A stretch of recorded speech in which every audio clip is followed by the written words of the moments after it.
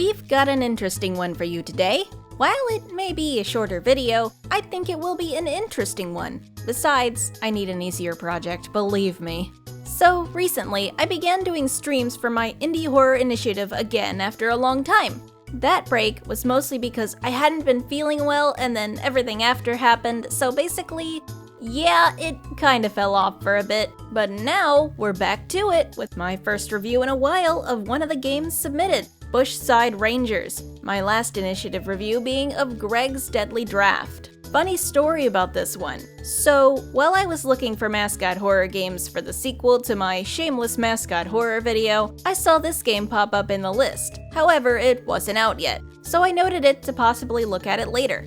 Then later, while I was looking through the form of submitted games for my initiative, I saw it again. And worse, the developer had messaged me, and I'd never even seen it because Twitter's oh-so-lovely DM feature had hidden the message request in a pile of scam bots and phishing group chats. I apologized and played it the very next initiative and was intrigued by what I experienced, so I put it down for a review. And now, here we are. For a bit of backstory, Bushside Rangers was developed by Daniella Garner, with Chapter 1 releasing on Steam on March 26th. It's largely inspired by Indigo Park and Shipwrecked 64, and has a very positive rating, which I believe it deserves. With interesting mascot designs, a good soundtrack, and sharp visuals, it stands out amongst the usual catalog. However, I think that the game still has very evident flaws, and that's why I want to go over it today, to give some pointers that may or may not help the game utilize the great potential I believe it has. Yeah, may or may not. I don't claim to be an expert. Anyway, let's get into it.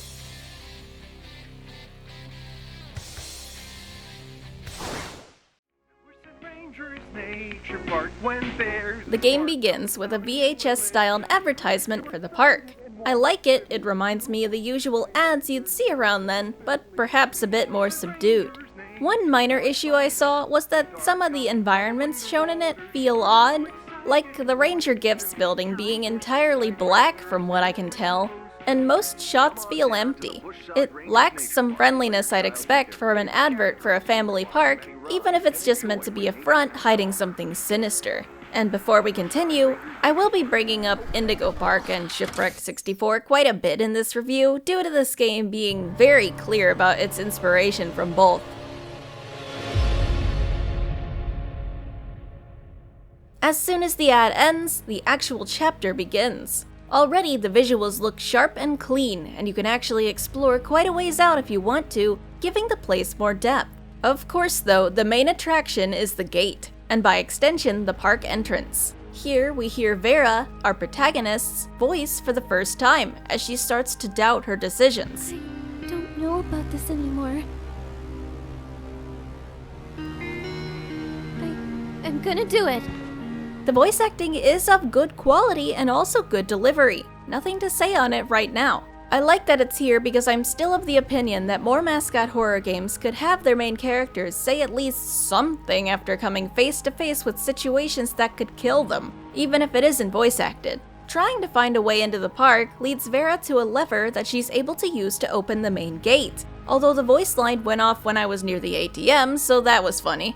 I think bribing the gate would also work. And after the lever, the lobby doesn't look much better than the entrance, overgrown even more than we saw on Indigo, fitting as this place was meant to be a nature park.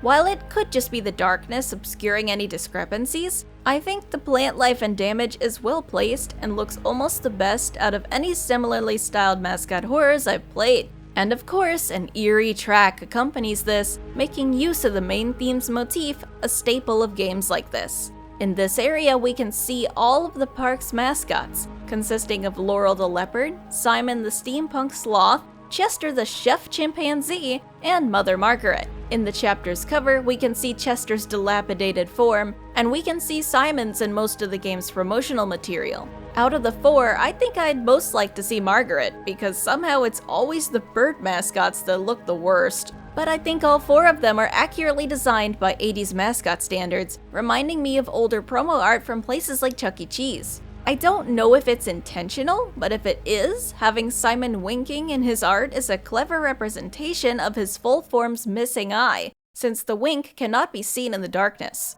Mascot rant aside, a little indicator marks where we need to go next, preventing the cluttered environment from causing confusion, which I'd probably have had a grievance with otherwise. Said indicator leads to Simon's steampunk sky tram, which Vera's relieved to see is not destroyed, despite the power cable just kinda lying on the ground here. Following the Skytram's cable, Vera is led to a control office for it, which reveals that despite the intact cable, the tram has no power, and she must replace the fuses for it in order to get it operational. Strangely, a flashlight on the desk nearby gains sentience and alerts Vera, but that at least gives us a light to make finding the fuses easier. Why didn't Vera bring one now that I think of it? The fuses glow a pale yellow in the dark. When all three are collected, the Skytram becomes accessible, but there is a new issue inside. The usual ride queue has been completely destroyed, leaving Vera no choice but to take the utilidors instead.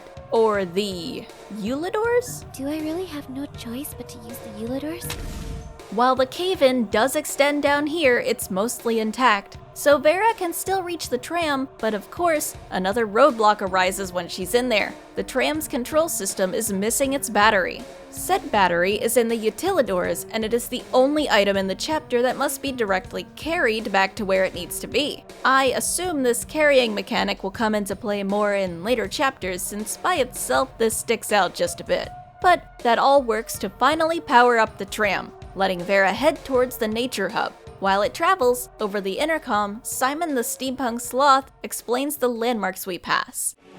Yeah, there are lots of things you can do, like play the arcade machines we have around. Or go to the water fountain and toss a coin. Make a wish.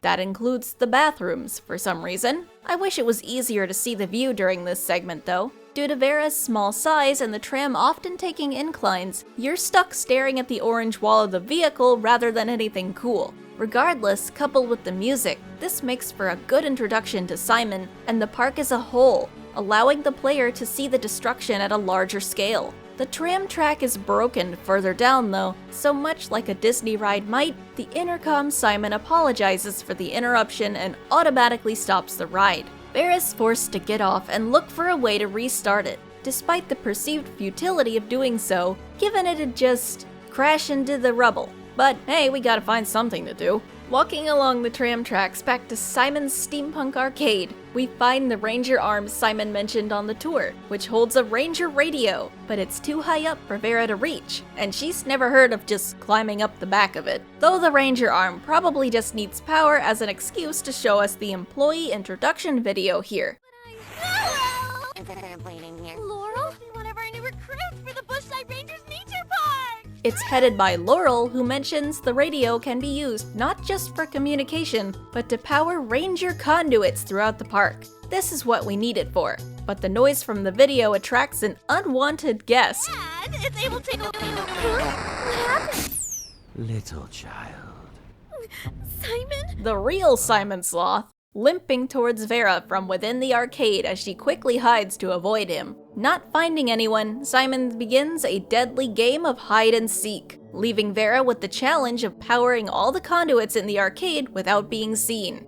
This begins the game's first, quote, boss, and introduces a few key mechanics. First, we have the ranger radio and corresponding ranger conduits. These must be powered up to 100%, and there are 3 of them here. To complete one, you must plug the radio into it and play a minigame where numbers will gradually scroll across the screen, with you needing to press the same one on the radio when said number reaches the middle box. You have to do this until the conduit reaches 100%, and the progress is retained even if you have to leave halfway through when Simon strays too close, evident through a heartbeat ambiance and thundering footsteps that fade in when he's nearby. Normally, Simon will patrol the arcade, stopping occasionally. His path is only disrupted if you make a mistake powering a conduit, which will attract him to it. To avoid being seen, you can hide in dumpsters, bins, and strollers. When hiding in a dumpster or bin, Vera will automatically pull up the radio's Mascot tracker, which shows exactly how far away your current foe is from you. It's useful if you're not sure whether the footsteps are getting louder or quieter,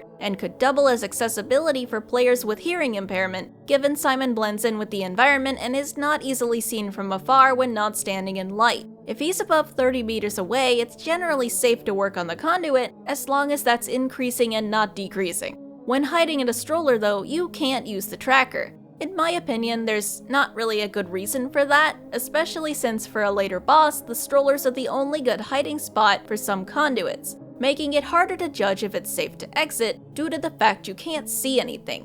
While we get these conduits sorted out, I'll make a quick point on the animations. Yes, they're not very good. The dev is aware of this, and they're actively being worked on, while Mixamo animations are being used as placeholders, if I remember correctly. Anyway, on finishing the conduits, Simon leaves you alone until you find an exit, where he reappears and initiates a short chase along the tram tracks, beaten when Vera repowers the tram with a lever in the office and runs inside. Of course though, he warns her that it won't be the last time she sees him, as Vera nervously agrees, before being thrown violently into the broken tracks. Here, we're on our way to the gift shop, where you can buy Which somehow results in her exit from the other side.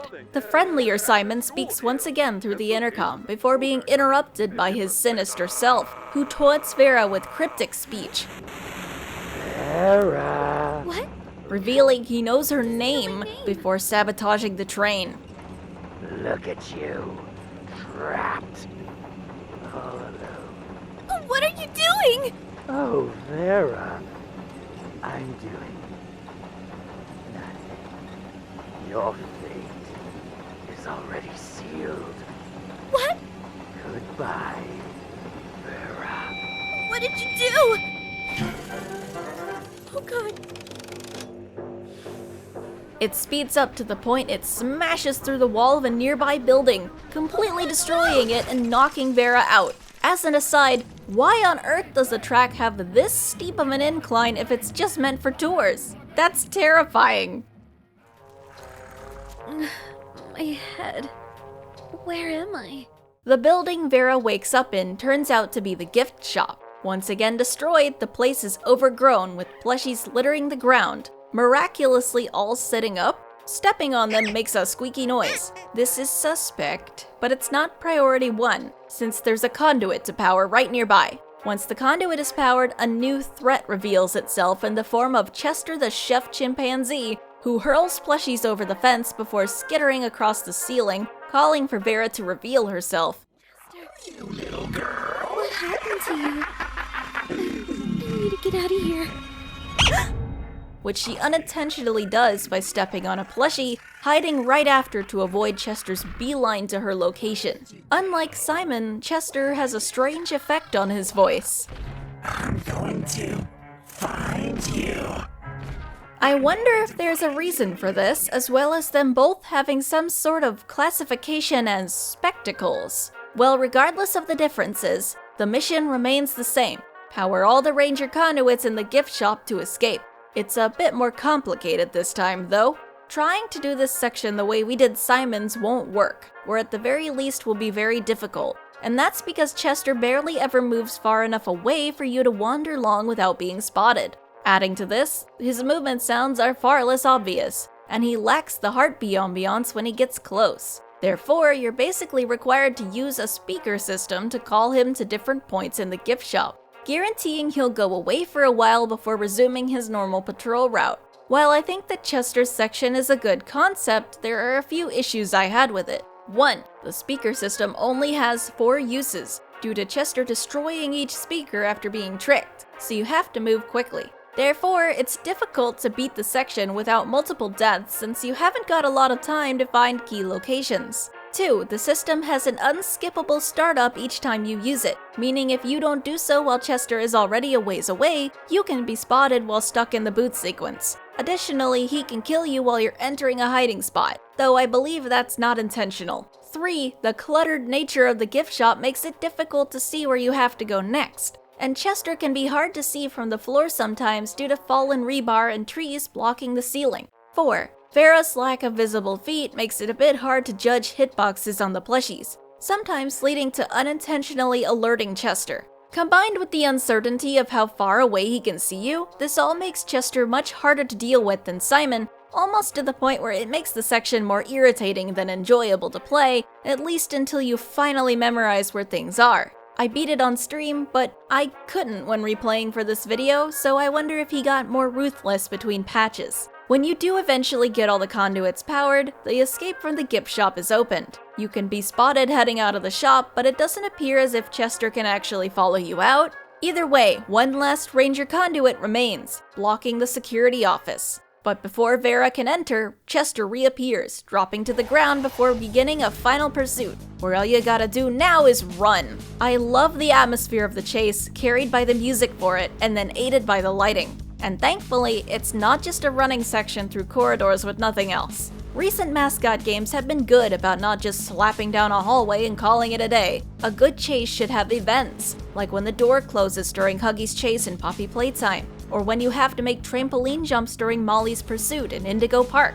However, this chase can actually be very tight, requiring you to make few to no mistakes to beat it due to a few oversights. One event involving slamming a door requires an inconsistent amount of button presses, where if you time it with the animation instead of mashing, you'll be killed before finishing. Another event where Simon reappears to block your path has you locked in a cutscene, but Chester's progress is not slowed, meaning if he was close enough before the cutscene, you'll die before you can do anything. I didn't really get any time to handle that. And a last minor nitpick with these events is that they eat your run button input if you're still holding it during, meaning you have to repress it when able to move again.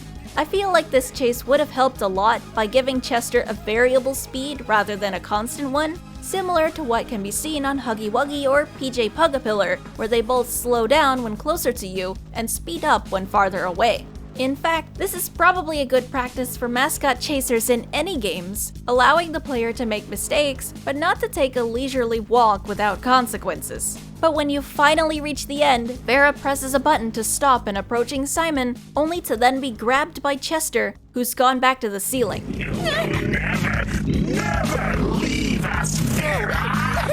Go with me! Vera, I will not let that slide! She struggles free and flees with the now injured Chester limping after her. So the last conduit wasn't the last one. This one is, for real this time, finally allowing Vera into a security office as Chester's last attempt to reach her fails. Just one more thing to see and hear, that being a cassette tape of a recorded dialogue between the park's creator, Harvey, and Elias. Harvey details an encounter with a strange glowing green substance at the construction site for the new Laurel's log ride, one that makes it difficult to breathe and maybe toxic. Harvey and Elias agree to call law enforcement about this, but for Vera, there isn't much else to do besides leave the office through the vents to get closer to the entrance. Unfortunately, a figure seeming to be Laurel the Leopard emerges from the darkness, closing off the first chapter of the game with a cliffhanger. So that was Bushside Rangers, an interesting new mascot horror game that wears its inspiration on its sleeve. I enjoyed my time with this game, and I believe that after things are ironed out and Chapter 2 eventually releases, it should be a strong contender for a spot amongst the games it wants to emulate. As we saw with Bendy and Poppy, chapter-based games tend to improve as they near completion and the developers get more of a handle on what they're doing. So I hope the same can be said for this game. Speaking further on improvement though, there are a few things I want to go over that didn't necessarily fit into the main gameplay review. While obvious about what inspired it, Bushside Rangers appears to try and avoid making the same mistakes as said games. We know Indigo's protagonist, N, doesn't speak at all, while Vera does, but maybe a bit too much. Often I felt somewhat annoyed by the amount of quips or unnecessary noises she would make while supposedly trying to hide from threats. So there might still be a middle ground to be found there. And it feels like Bushside is a lot more confident about its setting. Indigo Park has a bit of an identity crisis going on, where it seems like it doesn't know if it wants to be Disney or if it wants to be a more close-to-home attraction. That can be seen with the generic shops juxtaposing the beautiful Rambly Railway or colorful Jetstream Junction, becoming even more obvious with the recent major update. Bushside Rangers, on the other hand, tells you right away that it is a nature park road attraction, and it sticks firmly to that, employing attractions that fit the nature aesthetic, like a tour tram and log ride. Additionally, it makes sure you never forget its characters, using them all over in cutouts, carpets, signboards, and the like. while Indigo still struggles to remember to decorate areas with the faces that should be representing the park. What I'm saying, to finally stop harassing the poor raccoon, is Bushside Rangers learned from Indigo Park, and that is good. Indigo Park is not all that inspired this game, though. When it comes to the actual horror elements, Shipwrecked 64 takes first place as this game's main basis, but this time in a less derivative way. The tributes to Shipwrecked come off as more copied than inspired, with Mascot jump scares using the exact same red jump scare alert and subsequent static effect overlaid on the screen before the Mascot vanishes in a white flash, returning color to your vision. Alongside this, it ends up confusing the timeline of the game.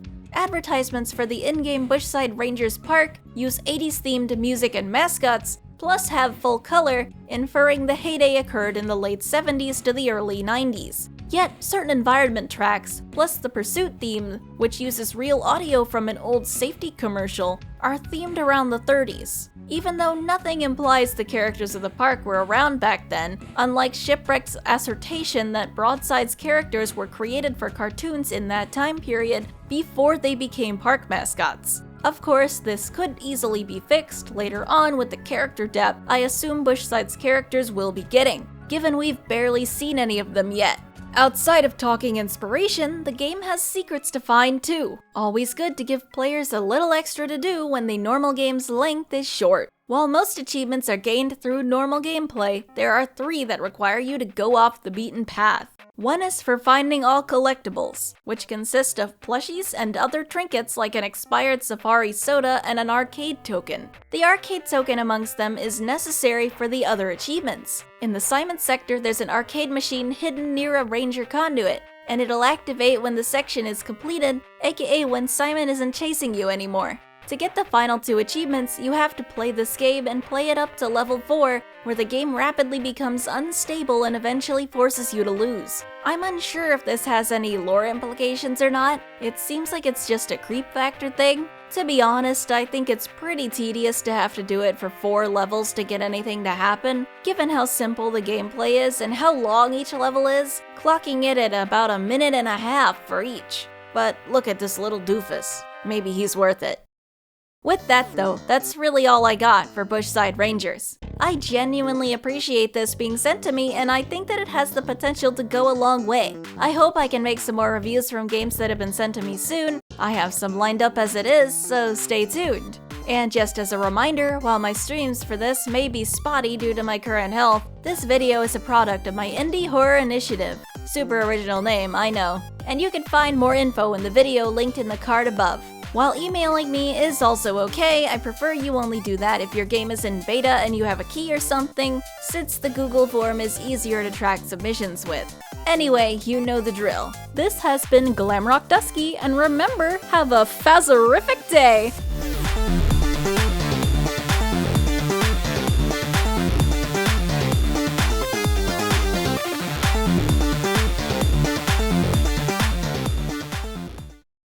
Walking along the tram tracks back to Steeman's Simon